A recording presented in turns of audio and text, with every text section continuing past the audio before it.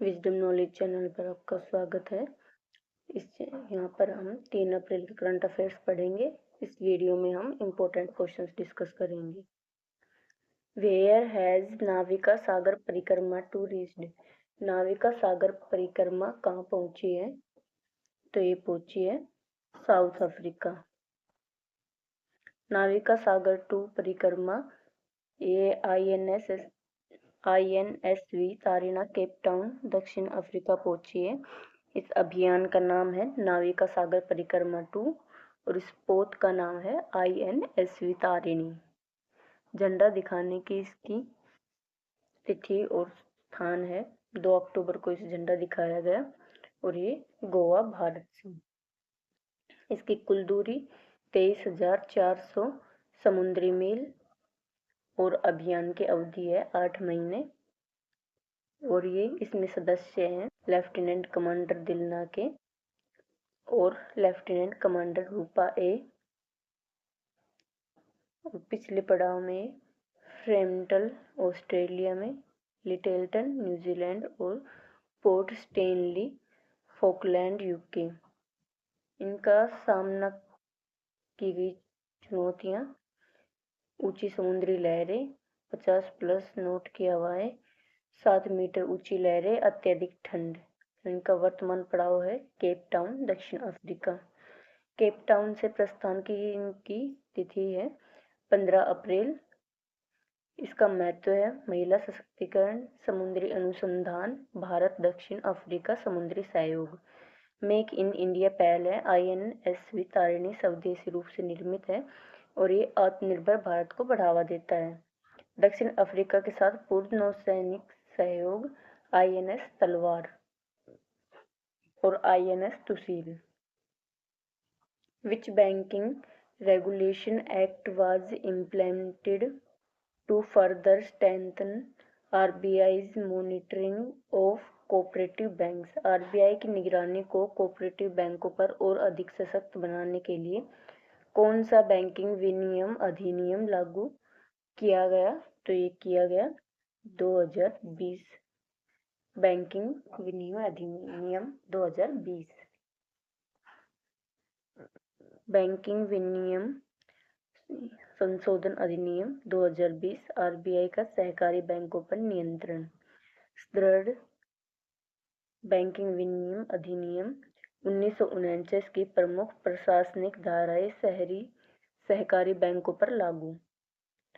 और RBI का 2024 master direction on fraud management, ये धोखाधड़ी की पहचान, जवाबदेही बढ़ाने के लिए नए नियम, प्रारंभिक चेतावनी प्रणाली और प्रशासनिक सुधार लागू। प्रॉम्प्ट करेक्टिव एक्शन फ्रेमवर्क, वित्तीय रूप से कमजोर UCBS को सुधारात्मक उपाय अपनाने के लिए अनिवार्य किया गया जिससे जमाकर्ताओं की सुरक्षा सुनिश्चित हो सके। डिपॉजिट इंश्योरेंस, ये सहकारी बैंकों की विफलता की स्थिति में जमाकर्ताओं के लिए वित्तीय सुरक्षा कवच प्रदान करता है। जन जागरूकता अभियान, बैंक धोखाधड़ी सुरक्षा उपायों और जमाकर्ता संरक्षण के बारे में लोगों को शिक्षित करने के लिए अभियान। बहुराज्यीय सहकारी समितियां अधिनियम 2002 संशोधन, पारदर्शिता, सुशासन, जवाबदेही को मजबूत करता है। और सहकारी लोकपाल, ये बहुराज्यीय सहकारी समितियों के सदस्यों की वित्तीय शिकायतों और अधिकार हनन से जुड़े मामलों का निपटारा करता है। सहकारी चुनाव का प्राधिकरण, बहुराज्यीय सहकारी समितियों में निष्पक्ष और पारदर्शी चुनाव सुनिश्चित करता है। नाबार्ड के धोखाधड़ी रिपोर्टिंग दिशा निर्देश, बैंकों को धोखाधड़ी की रिपोर्ट राज्य पुलिस, CID आर्थिक अपराध शाखा को सौंपने के लिए अनिवार्य किया गया।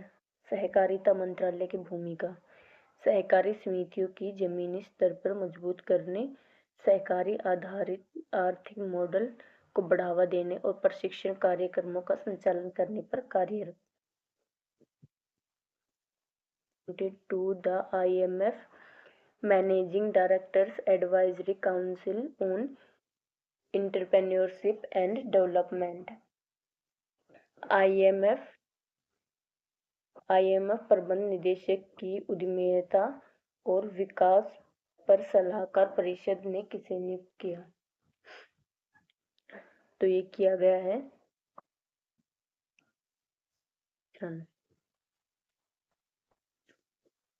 टाटा सन्स के अध्यक्ष एन चंद्रशेखरन को IMF प्रबंध निदेशक की उद्यमिता और विकास पर सलाहकार परिषद में नियुक्त किया गया है। परिषद का उद्देश्य है व्यापक आर्थिक और वित्तीय नीतियों को सुदृढ़ करना जो उद्यमिता और नवाचार और आर्थिक विकास को समर्थन दे। चंद्रशेखरन की भूमिका परिषद के सदस्य के रूप में वे व्यावसायिक नेतृत्व और आर्थिक नीति पर अपने अनुभव के आधार पर महत्वपूर्ण सुझाव देंगे। परिषद की बैठक की आवृत्ति परिषद हर 3 महीने में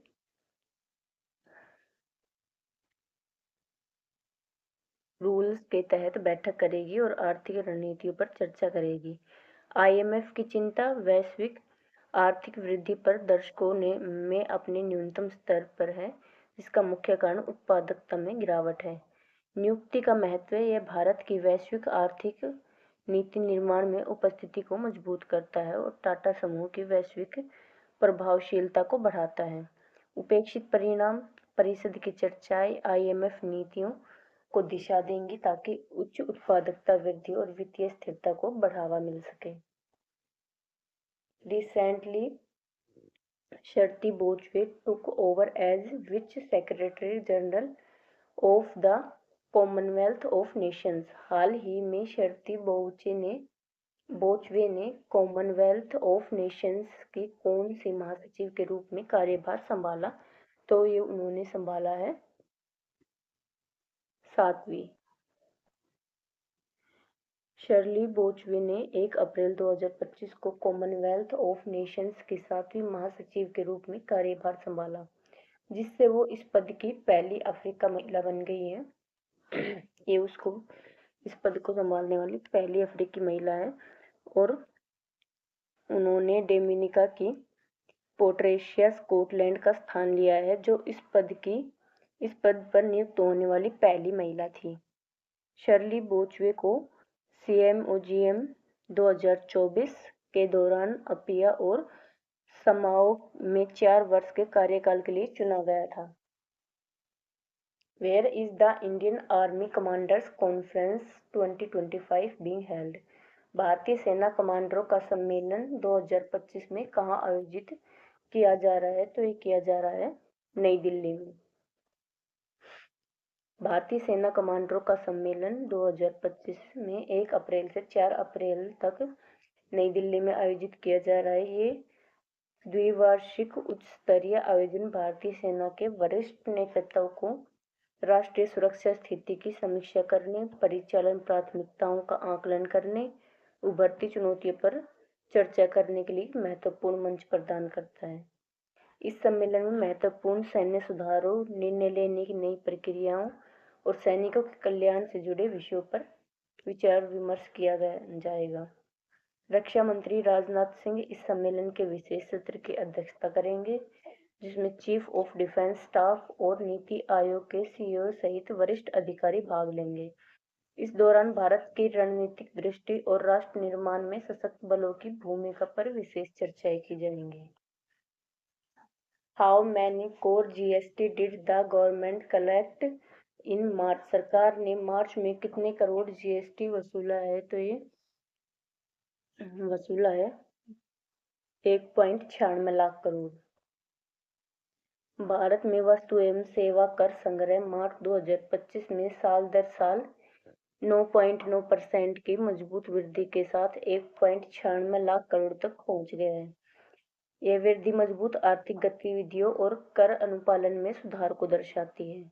मार्च में सकल GST संग्रह 1.96 लाख करोड़ रहा, जिसमें विभिन्न कर श्रेणियों का योगदान इस प्रकार है। केंद्रीय GST ये 38,100 करोड़, राज्य GST 49,900 करोड़, एकीकृत GST 95,900 करोड़, GST उपकर 12,300 करोड़। रिफंड समायोजन के बाद मार्च 2025 में शुद्ध GST संग्रह 1.76 लाख करोड़ रहा, जिसमें 7.3% की साल दर साल वृद्धि देखी गई। What record level did India defense export reach in the financial year 2024-25? वित्त वर्ष 2024-25 में भारत के रक्षा निर्यात में कितने रिकॉर्ड स्तर पर पहुंच गया है? तो ये पहुंच गया है 23,622 करोड़। वित्त वर्ष 2024-25 में भारत के रक्षा निर्यात ने रिकॉर्ड स्तर छुआ है। एक कुल रक्षा निर्यात 2024-25 में 23,622 करोड़ और 2023-24 की तुलना में वृद्धि हुई है 12.04% की। डीपीएससी योगदान 8,389 करोड़, वृद्धि इसमें 42.85। निजी क्षेत्र का योगदान 15,233 करोड़ और जारी किए गए निर्यात प्राधिकरणों की संख्या है 1762। रक्षा निर्यातकों की संख्या में वृद्धि हुई है 14.4%। निर्यात किए गए उत्पादों के प्रकार गोला बारूद, हथियार, उपप्रणालियां, संपूर्ण रक्षा प्रणाली, भाग और घटक। भारतीय रक्षा उत्पाद प्राप्त करने वाले देश लगभग 80 देश हैं।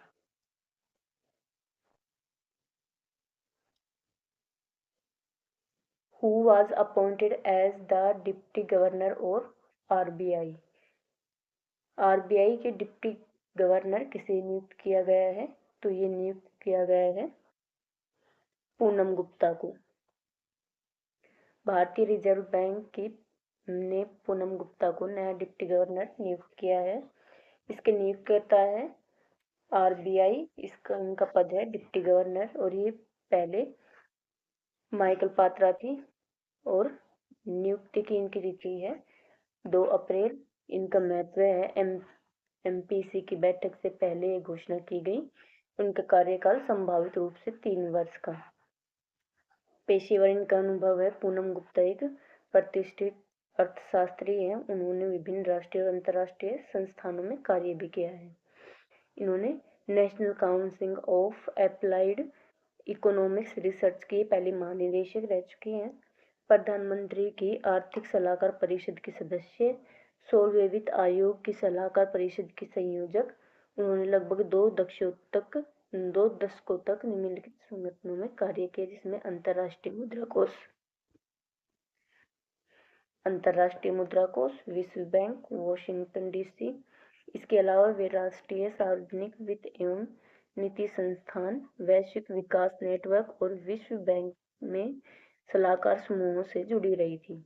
भारत की G20 अध्यक्षता के दौरान माइक्रो इकोनॉमिक्स एंड ट्रेड कार्यबल की अध्यक्ष। Who recently unveiled the statue of Maharaja Agrasen and other initiatives? हाल ही में किसने महाराजा अग्रसेन की प्रतिमा और अन्य पहलों का अनावरण किया? तो ये किया है गृह मंत्री ने। केंद्रीय गृह मंत्री एवं सहकारिता मंत्री अमित शाह ने 31 मार्च 2025 को हरियाणा के हिसार में महाराजा अग्रसेन की भव्य प्रतिमा का अनावरण किया, एक नए आईसीयू सुविधा का उद्घाटन किया और एक पीजी हॉस्टल की आधारशिला रखी। इस अवसर पर हरियाणा के मुख्यमंत्री नायब सिंह सैनी और अन्य गणमान्य व्यक्ति उपस्थित थे। अपने संबोधन में अमित शाह ने हरियाणा के ऐतिहासिक विरासत, इसकी सांस्कृतिक और आर्थिक एवं सैन्य महत्ता को रेखांकित किया। उन्होंने महाराजा अग्रसेन के आर्थिक सहयोग और सामाजिक कल्याण पर आधारित शासन मॉडल की प्रशंसा की और इसे प्रधानमंत्री नरेंद्र मोदी की विकास नीतियों से जोड़ा। अमित शाह ने मोदी सरकार की गरीबी उन्मूलन, स्वास्थ्य सेवा और बुनियादी ढांचे में सुधार के पहलों पर प्रकाश डाला। उन्होंने हरियाणा की डबल इंजन सरकार की पारदर्शी शासन व्यवस्था, रोजगार सृजन और कृषि विकास की सराहना की। Whom did Korea defeat in the Asia Oceania World junior tennis tournament? Asia Oceania विश्व जूनियर टेनिस टूर्नामेंट में कोरिया ने किसे हराया? तो कोरिया ने भारत को हराया है इसमें। चौथी वरीयता प्राप्त कोरिया ने बुधवार को कचिंग, मलेशिया में एशिया ओसेनिया विश्व जूनियर टेनिस अंडर 14 लड़कियों के टूर्नामेंट के ग्रुप बी के पहले लीग मैच में भारत को 3-0 से हरा दिया है। भारत के ग्रुप में 5वीं वरीयता प्राप्त जापान और मेजबान मलेशिया भी शामिल है। कोरिया ने भारत को 3-0 से हराया, जिसमें ली येरिन ने सृष्टि किरण को 6-2, 6-2 से हराया। लिम येरिन ने जेन्सी कनाबर को 7-5, 6-3 से हराया। किम सियो ने ली ने जेन्सी और आराध्य मीना को 6-3, 6-0 से हराया। By how many runs did New Zealand beat Pakistan in second ODI? दूसरे वनडे में न्यूजीलैंड ने पाकिस्तान को कितने रनों से हराया? तो ये हराया है 84, 84 रनों से। न्यूजीलैंड ने दूसरे वनडे में पाकिस्तान को 84 रन से हरा दिया है। इसी के साथ कीवी टीम ने 3 मैचों की वनडे सीरीज भी जीत ली है। टीम सीरीज में 2-0 से आगे है। हैमिल्टन में बुधवार को खेले गए मैच में पाकिस्तान ने टॉस जीतकर पहले बॉलिंग का फैसला किया। न्यूजीलैंड ने 50 ओवर में 8 विकेट पर 292 रन बनाए। 293 रन के टारगेट का पीछे करने उतरी पाक टीम ने 41.2 ओवर में 208 रन पर ऑल आउट हो गई। न्यूजीलैंड के मिचेल हे ने नाबाद रन बनाए और उन्हें प्लेयर ऑफ द मैच चुना गया। Who is the richest coach of IPL 2025? IPL 2025 के सबसे अमीर कोच कौन है? तो ये है Ricky Ponting. Australia Ricky Ponting, जो 600 से 800 करोड़ रुपए की अनुमानित शुद्ध संपत्ति के साथ इस सूची में शीर्ष पर हैं। दिग्गज राहुल द्रविड़, जस्टिन लेगर और महिला जयवर्धने IPL कोच भारी भरकम तनख्वाह पा रहे हैं ये, और दशकों का विशेष क्रिकेट अनुभव, बेजोड़ रणनीतिक अंतर्दृष्टि और युवा खिलाड़ियों को सलाह देने की क्षमता लेकर आते हैं, जिससे वे अपनी अपनी फ्रेंचाइजी के लिए संपत्ति बना रहे हैं। Where was the Aditya Birla Memorial Polo Cup 2025 held? Aditya Birla memorial polo cup 2025 कहाँ आयोजित हुआ? तो ये आयोजित हुआ है दिल्ली में। नई दिल्ली में आयोजित Aditya Birla memorial polo cup 2025 का समापन एक रोमांचक फाइनल मुकाबले के साथ हुआ है। ये प्रतिष्ठित टूर्नामेंट स्वर्गीय श्री आदित्य विक्रम बिरला के पोलो खेल के प्रति प्रेम को समर्पित है। इसमें दुनिया के कुछ बेहतरीन पोलो खिलाड़ियों ने भाग लिया है। इसमें फाइनल मुकाबले में रजनीगंधा अचीवर्स ने जिंदल पैंथर को हराया है। इसमें विजेता टीम डीनो धनखड़, शमशेर अली, अभिमन्यु पाठक और बीके मिस्टर डेनियल ओटामेडी। विजेता टीम कप्तान नवीन जिंदल के नेतृत्व में हुर्र अली, कुलदीप सिंह राठौर और बीके मिस्टर जेपी क्लार्किन है। ट्रॉफी प्रस्तुत की गई है भारत के उपराष्ट्रपति श्री जगदीप धनखड़, श्रीमती राजसी बिरला और श्री अस्करन अग्रवाल। ये बिरला समूह ट्रस्ट के सलाहकार हैं। ने विजेता टीम को ट्रॉफी प्रदान की है। टूर्नामेंट में भाग लेने वाली टीमें हैं रजनीगंधा अचीवर्स, ये विजेता टीम है। जिंदल पैंथर, ये एक मजबूत टीम है जिसमें अनुभवी खिलाड़ी शामिल हैं। और कैवलरी रॉयल एनफील्ड, ये एक और प्रतिभागी टीम है जिसने प्रतियोगिता में अपनी छाप छोड़ी है।